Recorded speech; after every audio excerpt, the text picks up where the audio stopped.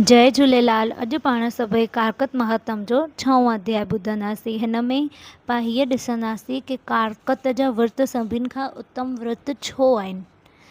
पाण हीअ कथा शुरू करण खां पहिरीं पाण भॻवान गणेश गणपति महाराज जो ध्यानु धरंदासीं, पोइ पंहिंजे गुरुजन जो, अंत में भॻवान लक्ष्मी नारायण जो ध्यानु धरे करे पाण हीअ अध्याय शुरू कंदासीं। बोलो श्री भॻवान लक्ष्मी नारायण की जय। वक्रतुंड महाकाय सूर्यकोटि समप्रभ निर्विघ्नं कुरु मे देव सर्वकार्येषु सर्वदा। गुरु ब्रह्मा गुरु विष्णु गुरुदेवो महेश्वरा गुरु साक्षात् परं ब्रह्म तस्मै श्री गुरुदेव नमः। ओम नमो भगवते वासुदेवाय। हरि ओम नमो भगवते वासुदेवाय। ओम नमो भगवते वासुदेवाय। अध्याय 6।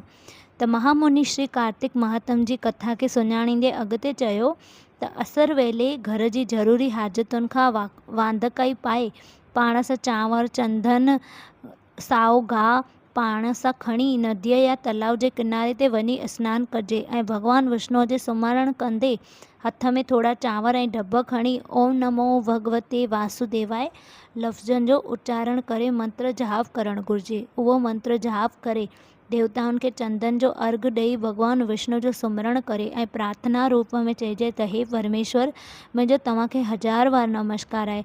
अव्हां जी कृपा करे मुंहिंजो अॼु अर्घ स्वीकार करियो। हे कमलनाथ, हे ऋषिकेश, सभिनि देवताउनि जा इष्ट भॻवान, तव्हां ई स्वर्ग में प्रयाग तोड़े बद्रीनाथ में जिते भॻवान श्री कृष्ण वियो हो, हुते उन अंतर्यामी भॻवान टिनि नमूननि सां क़दम रखियो। उते ऋषि वञी यज्ञ समेत सभिनि देवताऊं मुंहिंजी रक्षा कंदा रहो। हे जनार्दन कृपा निदान, तव्हांखे प्रसन्न करण लाइ मां प्रभात वेले सनानु करे कार्तिक महीने जो विर्त रखियो आहियां। तव्हांजी कृपा सां मन मुंहिंजा मड़ई सभु कष्ट कटिजी वञनि। कार्तिक महीने जो विर्त तोड़े विधीअ सां सनानु करण वारो मां तोखे अर्घ ॾियां थो। वर्ता करे कृपा करे अंगीकार करियो। हे कृष्ण भॻवान, अव्हां राक्षसनि जो नाश कंदल आहियो, हर मनोकामना पूरी कंदल आहियो। मुंहिंजो बि कार्तिक सनानु वारो विर्त सफलो करे उन विर्त जो फल पाइण जी मनोकामना पूरी करियो। यादि रहे त कार्तिक विर्त करण वक़्तु भॻवान विष्णु ऐं भॻवान शंकर जो सुमरण करे पोइ सनान लाइ नदी जल में दाख़िल थीजे ऐं धुन ताईं शरीर खे पाणी अंदरि रखी विधि मुजब सनानु कजे। गृहस्थ जीवन वारा माण्हू तीर ऐं अमलनि जो चूर्ण लॻाए ऐं विधवा स्त्री ऐं सन्यासी हुजनि त तुलसीअ ॿूटे जी जड़ वारी मिटी जो लेप लॻाइनि ऐं सनानु करणु घुरिजे। ख़ासि करे हेठनि ॾींहंनि ते त बीज, सताईं, नवमी, दसाईं, तेरस ऐं उमास ते तर ऐं आमलनि जी चूर्ण ठाहे सनानु करणु घुरिजे। हे भक्तनि ऐं श्रद्धालुनि जी मनोकामना पूरी कंदड़, मन वांछित फल ॾींदड़, तव्हां मूं ते अहिड़ी दया करो जीअं जेकी भॻवान विष्णुअ जी आज्ञा जो पालन करे इंद्र वग़ैरह देवताऊं उन्हनि जी रक्षा कंदा आहिनि, उहा मुंहिंजी बि रक्षा कनि। चमत्कारी मंत्रनि वेदनि तोड़े इंद्र देवता ऐं ॿिया देवताऊं, ऋषि ऐं मुनि, जॾहिं को कश्यप ऋषि मुंहिंजे अजीब मूंखे पंहिंजी महर सां पवित्र कनि। पवित्र नदियूं जंहिं को गंगा, तीर्थ, समुंड सभई मूंखे पावन कनि था। नाग देवताऊं जॾहिं को आदित्य पक्ष मूंखे सुख ऐं कल्याण जो दान ॾियनि। हिन रीति जेको श्रद्धालु नेम अनुसार सही विधि मुजब कार्तिक महीने जो विर्त रखनि था, उहे संसार जा सभु सुख पाए अंत में मोक्ष हासिल कनि था। हिन विर्त रखण सां सभु कष्ट कटिजी वञनि था ऐं रोग मिटिजी वञनि था।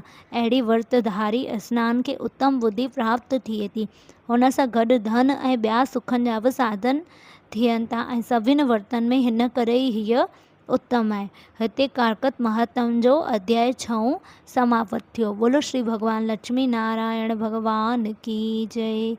ओम नमो भगवते वासुदेवाय। हरि ओम नमो भगवते वासुदेवाय। ओम नमो भगवते वासुदेवाय। बोलो सद्गुरुदेव भगवान की जय। आज के आनंद की जय। गंगा मैया की जय। सच्ची देवी माता तेरी सदा ही जय। जय कारा शेरा वाली दा बोल साचे दरबार की जय।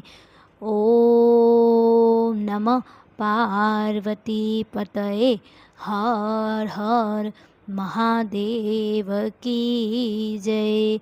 आयो लाल सभई चौ झूलेलाल बेड़ाई पार सदाई नाम में सावकार। ओम शांति शांति शांति।